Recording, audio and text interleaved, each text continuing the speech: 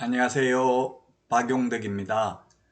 부모 자식 간에 돈 빌릴 때 주의사항에 대해서 살펴보도록 하겠습니다. 만약에 자녀가 아파트를 분양받는다든가 하면은 갑자기 큰 돈, 중도금이라든지 계약금도 못 내는 경우가 많죠. 그러면 어쩔 수 없이 부모한테 돈을 빌릴 수 있는데, 만약 이게 명확하게 증빙을 하지 못하면 나중에 세금이 부과될 수도 있으니까 조심을 해야 되겠습니다. 자, 그러면 주의사항 한번 알아보도록 하겠습니다. 증여세를 피하려면 차용증을 쓰고 이자도 지급해야 됩니다. 상속세하고 증여세 세율이 똑같죠? 세율이 1억 이하인 경우에는 가세 표준의 10%고요. 1억 초과 5억 이하인 경우 20%, 5억 초과 10억 이하인 경우 30%, 10억 초과 30억 이하인 경우 40%, 30억 초과하면 50%입니다. 초과 부분은. 그 30억을 증여하면 약 10억 4천만 원 내야 되죠, 세금을. 그러면 만약 50억을 증여하면 자식에게 물려주면 거의 한 20억 정도 세금을 내야 됩니다. 자, 그래서 만약에 돈을 빌려줬을 경우에도 만약에 입증을 잘못하면 세금을 내야 되니까요, 꼭 차용증을 적는 것이 좋습니다. 물론 이게 돈 빌려주는 거는 구두계약도 가능하지만 특히 직계존비속, 부모 자식 간에는 증빙이 없으면 나중에 빌려준 걸로 인정하지 못하고 공짜로 줬다고 보고 증여세가 부과될 수도 있습니다. 그리고 이자도 꼬박꼬박 주는 게 좋겠죠? 증빙이 없으면 안 되기 때문에 이자도 정해진 길에 지급을 하는 것이 좋습니다. 나중에 증빙을 못하면 세금을 물어야 될 수도 있습니다. 그리고 이자는 자유롭게 정할 수 있지만 직계존비속이라는 것은 부모 자식이죠? 존속이 부모, 할머니, 할아버지, 비속은 자식, 손자 이런 경우가 되겠죠. 그래서 부모 자식 간의 금전거래의 경우에는 채무관계를 인정받으려면 4.6%는 지급을 해야 됩니다. 이자를. 만약에 이자를 지급하지 않고 빌렸다면 4.6% 이자 상당액을 그냥 공짜로 준 걸로 보고 증여세가 과세될 수 있습니다. 그리고 이자는 차용증에 표기되어 있다고 해서 무조건 인정되는 것이 아니라 계좌이체 등으로 이자가 정상적으로 지급됐다는 증빙이 있어야 됩니다.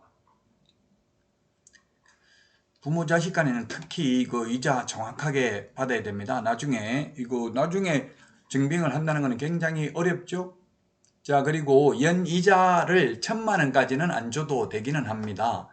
그럼 연이자 1,000만 원이라고 하면 2억 1,390만 원 빌려주는 거는 공짜로 빌려줘도 됩니다. 2억 정도는 공짜로 빌려줘도 되기는 하지만, 그러나 처음부터 이자를 4.6% 이상 한 5% 이렇게 받아도 되겠죠? 이자를 받고 빌려주는 것이 좋습니다. 부모 입장에서도 어차피 그냥 자식한테 빌려주는 것보다는 이자를 받는 게 좋겠죠?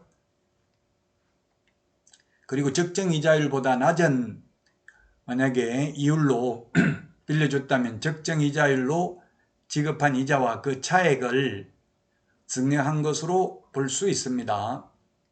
그래서 4.6%는 이자를 받는 것이 좋다는 것. 여러분들이 지금 제가 자세하게 적어놨으니까 읽어보시면 충분히 이해되실 겁니다. 자, 그 다음에 이자 소득세는 원천 징수를 해야 됩니다. 이자를 준 사람이 세금을 떼고 줘야 됩니다.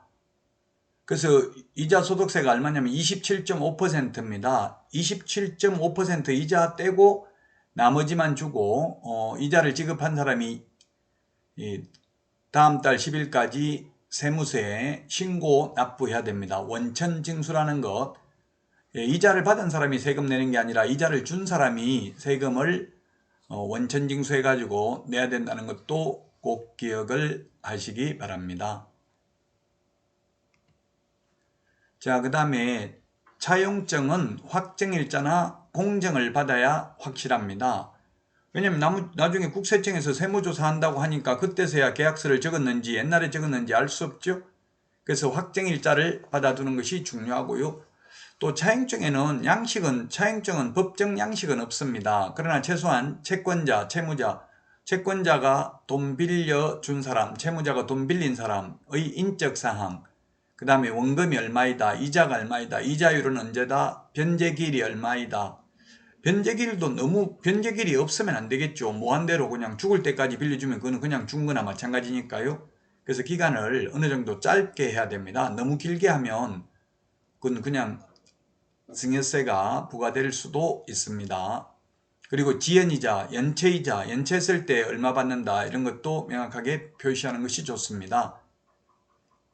그리고 국세청은 특수 관계자의 채무관계에서 차용증 자체보다는 차용증 작성 날짜를 중요한 요소로 판단을 합니다. 차용증 없이 승리했다가 세무조사가 시작됐을 때 뒤늦게 작성할 수도 있기 때문에 그렇습니다. 차용증이 완성된 경우 작성 날짜를 증명해 줄 수 있는 확정일자를 받아두거나 공정을 받아두는 것이 좋습니다. 확정일자는 우체국에서 내용증명을 보내면 받을 수 있고요. 그 다음에 공정은 공정인 사무소, 합동 변호사 사무소에 가면 되겠죠. 공정인 사무소에서 합동 변호사 사무소, 변호사 여러 명 모여서 하는 곳이 공정해 줍니다. 공정인 사무소에서 공정을 받으면은 확실하게 인정받을 수 있을 것입니다. 그래서 여러분들이 부모 자식 간에 거래할 때 특히 세금을 내지 않고 빌려주는 방법에 대해서 살펴봤습니다. 다음에 또 좋은 내용으로 찾아뵙도록 하겠습니다. 감사합니다. 안녕.